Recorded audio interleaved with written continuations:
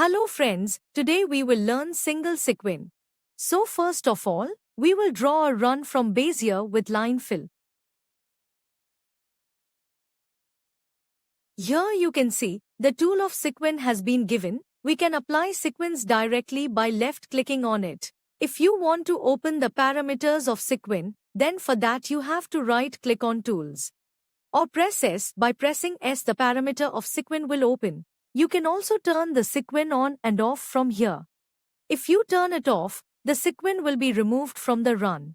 And if you turn it on, then sequin will be applied in run. In this way you can turn sequin on-off in the object. Here is the option sequin palette. Then there is the option to edit palette.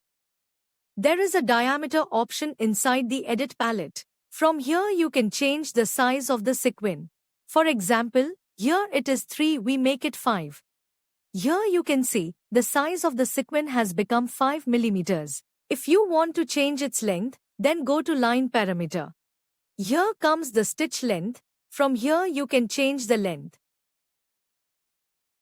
If we want to change the shape of sequin, for that, we draw a run here.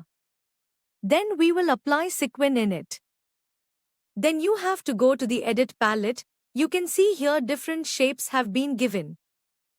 There are diameters to change the size. There are different shapes here. You can use different shapes of sequins like squares, stars, etc. For example, now we select the square. So these sequins will be converted into square sequins.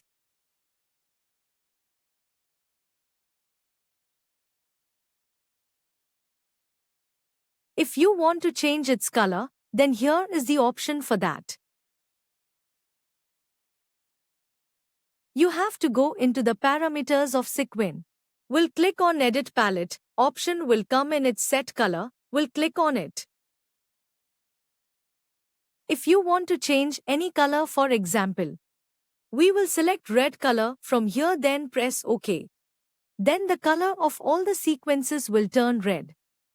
So in this way you can change the size of the sequins and its shape, color, etc.